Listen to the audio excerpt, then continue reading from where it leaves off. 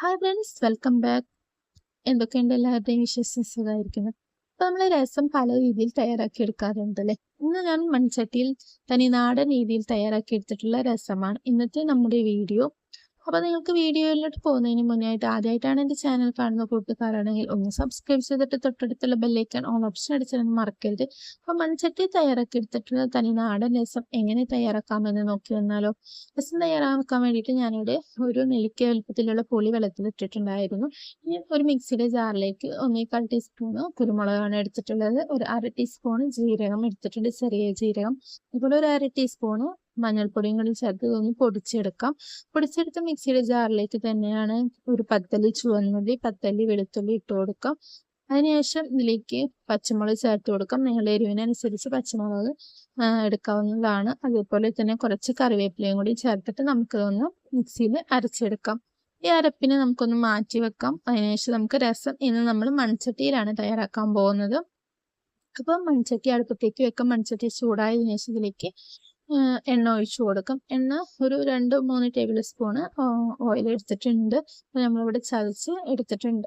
ഈ ചട്ടി നല്ല ചൂടായി, എണ്ണയെല്ലാം ചൂടായി വന്നതിന് ശേഷം ഇതിലേക്ക് കടുക് ഇട്ട് കൊടുക്കാം. കടുക് നല്ലോണം പൊട്ടി വന്നതിന് ശേഷം ഇതിലേക്ക് ഒരു 1/4 ടീസ്പൂൺ ഉലുവ ചേർത്ത് കൊടുക്കാം. ഇതിലേക്ക് വറ്റൽമുളക് ചേർത്ത് കൊടുക്കാം. സ്റ്റവ് ഒന്ന് സിമ്മിലേക്ക് വെച്ചതിന് ശേഷം നമുക്ക് നമ്മൾ നേരത്തെ അരച്ച് വെച്ചിട്ടുള്ള അരപ്പും കൂടി ചേർക്കണം. കുറച്ച് കറിവേപ്പില ചേർത്ത് കൊടുത്തതിന് ശേഷം നമ്മൾ അരപ്പും കൂടി ചേർത്ത് കൊടുത്തിട്ട് നല്ല രീതിയിൽ തന്നെ ഒന്ന് മിക്സ് ആക്കി വഴച്ചെടുക്കാം. അപ്പോൾ സ്റ്റവ് സിമ്മിൽ വെച്ചിട്ട് വേണം ഇനി വഴച്ചെടുക്കാൻ വേണ്ടിയിട്ട്. ഒരു പകുതി വഴറ്റി നമ്മൾ ഇതൊക്കെ ഒന്ന് മൊരിഞ്ഞ് വരുന്ന സമയത്ത് നമുക്ക് സ്റ്റവ് സിമ്മിലേക്ക് വെക്കാം. ഇനി ഇതിലേക്ക് ഒരു 1/4 ടീസ്പൂൺ മഞ്ഞൾപ്പൊടി, അതേപോലെ തന്നെ ഒരു 1/4 ടീസ്പൂൺ മുളക് പൊടിയും കൂടി ചേർത്ത് കൊടുക്കാം. ഓപ്ഷണലാണ് മുളക് പൊടി ചേർത്ത് കൊടുക്കുന്നത്.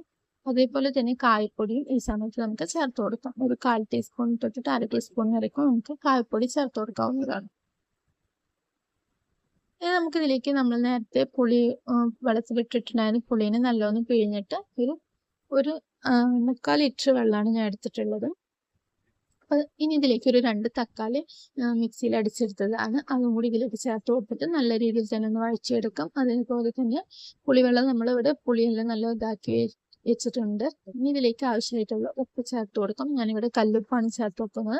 അതും കൂടി ചേർത്ത് കൊടുത്തിട്ട് നല്ലോണം മിക്സ് ആക്കി എടുക്കാം. തക്കാളി 2 പഴുത്ത തക്കാളി മിക്സിയിലൊന്ന് അടിച്ചെടുത്തതാണ് ചേർത്ത് കൊടുത്തിട്ടുള്ളത്. നല്ലൊന്ന് വഴറ്റിയെടുക്കാം. അതിനകത്ത് ഒന്ന് തെളിഞ്ഞ് വരുന്ന സമയത്ത് നമ്മൾ നേരത്തെ പുളി വെള്ളത്തിലിട്ടിട്ടുണ്ടായിരുന്ന പുളിനെ നമ്മളൊന്ന് പിഴിഞ്ഞ് നല്ല എടുത്തിട്ടുണ്ട്. അപ്പം ഇനി ആ വെള്ളം നമുക്ക് ഇതിലേക്ക് ഒഴിച്ചു കൊടുക്കാം. മിക്സ് ആക്കി കൊടുക്കാം. അപ്പം മൺചട്ടി സ്റ്റവ് ഒന്ന്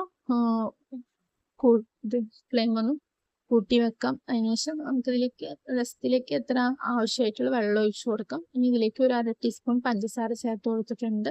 പഞ്ചസാര ചേർത്ത് കൊടുത്ത് നല്ലൊന്ന് മിക്സ് ആക്കി കൊടുക്കാം. പുളിയും ഇതൊക്കെ ഒന്ന് ബാലൻസ് ചെയ്യാൻ വേണ്ടിയിട്ടാണ് ഞാനിവിടെ പഞ്ചസാര ചേർത്ത് കൊടുക്കുന്നത്. നമ്മുടെ രസമൊക്കെ ഒന്ന് പതിഞ്ഞ് വരുന്നുണ്ട്. നമ്മുടെ രസം അധികം തിളക്കാൻ പാടില്ല. ഒരു തിള വരുമ്പോൾ നമ്മൾ സ്റ്റവ് ഓഫ് ചെയ്യണം. അതൊന്ന് മിക്സ് ആക്കി കൊടുക്കാം. ഇനി മൺചട്ടിയിൽ ചൂടിൽ തന്നെയാണ് രസം ഒന്ന് ഇതായിട്ട് വരാം. അപ്പോൾ അതൊന്ന് മൂടി വെച്ചിട്ട് ഒരു 2 മിനിറ്റ് ഒന്ന് മൂടി വെക്കാം. മൂടി വെച്ചതിന് ശേഷം നമുക്കൊന്ന് തുറന്ന് നോക്കാം. അപ്പോൾ നമ്മുടെ രസമൊക്കെ ഒന്ന് ഇതായിട്ടുണ്ട്. ഇനി ഇതിലേക്ക് നമ്മൾ ഒരു 1/2 ടീസ്പൂൺ നെയ്യ് ചേർത്ത് കൊടുക്കാം. നെയ്യ് ചേർത്തിട്ടുണ്ടെങ്കിൽ നമ്മുടെ ഹോട്ടലിലൊക്കെ കിട്ടുന്ന അതേ രുചിയിൽ നമ്മളുടെ രസം നല്ല ടേസ്റ്റ് ഉണ്ടാവും. അപ്പോൾ ഇതാണ് എൻ്റെ ഉള്ളിൽ പറഞ്ഞു തന്ന രസം. അപ്പോൾ നിങ്ങളും രസം തയ്യാറാക്കുമ്പോൾ ലാസ്റ്റായിട്ട് കുറച്ച് നെയ്യ് ചേർക്കുകയാണെങ്കിൽ നല്ല ടേസ്റ്റ് ഉണ്ടാവും. ഇതിൻ്റെ മുകളിലേക്ക് ലാസ്റ്റായിട്ട് കുറച്ച് മല്ലിയിലയും കൂടി ചേർത്ത് കൊടുക്കാം. അപ്പോഴാണ് നമ്മുടെ രസത്തിൻ്റെ ടേസ്റ്റ്. നിങ്ങൾക്ക് മല്ലിയിലയുടെ ടേസ്റ്റ് ഇഷ്ടമുള്ളവർ ചേർത്ത് കൊടുക്കും, ഇല്ലാത്തവർ അത് ഒഴിവാക്കാവുന്നതാണ്. മല്ലിയിലയും കൂടി ചേർത്ത് കൊടുക്കാം. നമ്മൾ ചൂട് ചോറിൻ്റെ കൂടെ കഴിക്കാൻ പറ്റിയ നല്ലൊരു രസമാണ്. അപ്പോൾ തീർച്ചയായിട്ടും ഈ രീതിയിലൊന്ന് ട്രൈ ചെയ്ത് നോക്കിയേക്കണേ. നിങ്ങൾക്ക് ഈ വീഡിയോ ഇഷ്ടമായിട്ടുണ്ടെങ്കിൽ ലൈക്ക് ചെയ്യുക, ഷെയർ ചെയ്യുക. അതേപോലെ തന്നെ ചാനൽ ആദ്യമായിട്ട് കാണുന്ന കുട്ടികളാണ്